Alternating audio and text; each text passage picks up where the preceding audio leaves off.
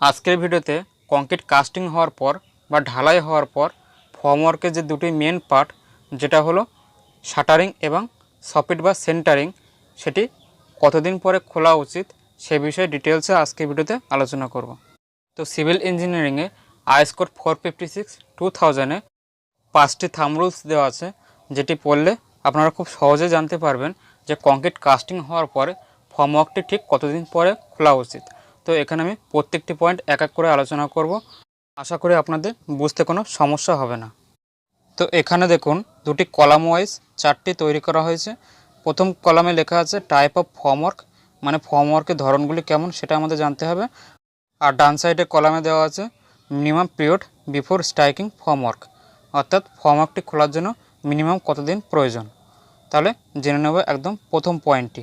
তো একদম প্রথম পয়েন্টে দেওয়া আছে পয়েন্ট নম্বর এতে vertical formwork to column walls beams, এবং মিনিমাম পিরিয়ড দেওয়া আছে 16 থেকে 24 ঘন্টা।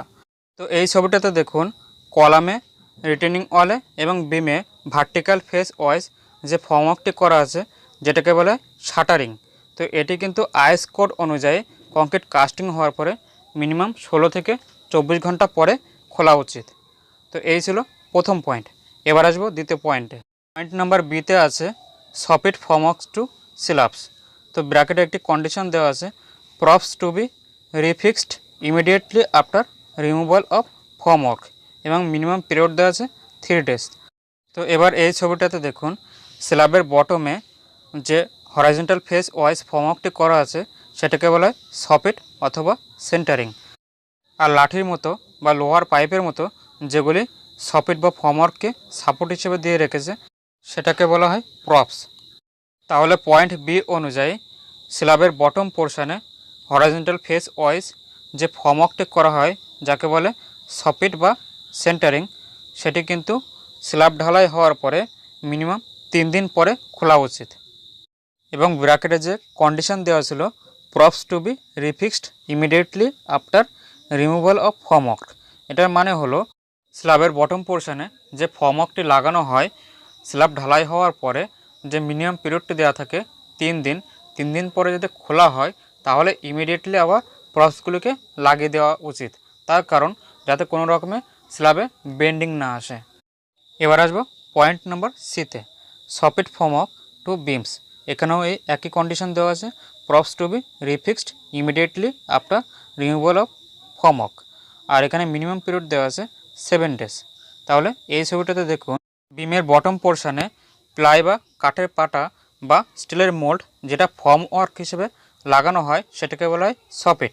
তো এটি মানে বিম কাস্টিং হওয়ার পরে বা ঢালাই হওয়ার পরে মিনিমাম 7 দিন পরে খোলা উচিত, এবং সাথে সাথে যে কন্ডিশনটা দেওয়া আছে প্রপসগুলিকে আবার ইমিডিয়েটলি পরপর লাগিয়ে দিতে হবে যাতে করে বিমে কোনো রকম বেন্ডিং না আসে।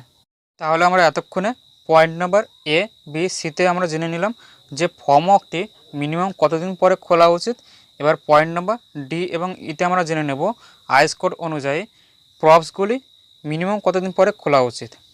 তো পয়েন্ট নাম্বার ডিতে বলছে প্রপস টু স্ল্যাবস 1 নম্বর পয়েন্টে spanning up to 4.5 metre 7 days, আর 2 নম্বর পয়েন্টে বলছে স্প্যানিং ওভার 4.5 মিটার 14 days বা 14 দিন। তো এই ছবিটাতে দেখুন ডান সাইডে স্ল্যাবের একটি ছবি দেওয়া আছে। তো এই লঙ্গার স্প্যানটি যদি 1 মিটার থেকে 4.5 মিটার পর্যন্ত হয় তাহলে কিন্তু যে প্রপসগুলি লাগানো আছে দেখুন বা সাইডে লম্বা লাঠির মতো, এগুলি মিনিমাম 7 দিন পরে খোলা উচিত। আর যদি এই স্প্যান লঙ্গার স্প্যান যদি 4.5 মিটারের থেকে বেশি হয়ে যায় তাহলে সেক্ষেত্রে 14 দিন পরে প্রপসগুলিকে আপনি খুলতে পারবেন। তো এটি বলছে আইএস কোড। এবার আসবো পয়েন্ট নাম্বার ইতে props to beams and arches.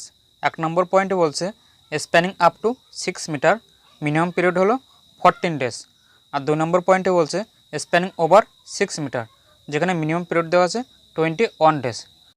তো এই ছবিটাতে দেখুন এখানে বিম এবং আর্চের একটি ছবি দেওয়া আছে। তো বিমের এবং আর্চের স্প্যান যদি 6 মিটার পর্যন্ত হয় তাহলে মিনিমাম যে প্রপসগুলি খোলার নিয়ম সেটি হলো 14 দিন পরে। এবং 2 নম্বর পয়েন্টে যেটা বলছে যদি বিম এবং আর্চের স্প্যান যদি 6 মিটারের থেকে বেশি হয় তাহলে মিনিমাম আপনি 21 দিন পরে প্রপসগুলিকে খুলতে পারবেন। তো এটুকুই ছিল আজকের ভিডিওতে ফর্মওয়ার্ক সম্পর্কে সমস্ত বিস্তারিত তথ্য। যদি ভিডিওটি ভালো লেগে থাকে তাহলে প্লিজ লাইক, শেয়ার, কমেন্ট এবং সাবস্ক্রাইব করবেন। দেখা হবে পরবর্তী ভিডিওতে। ততক্ষণ ভালো থাকবেন, সুস্থ থাকবেন।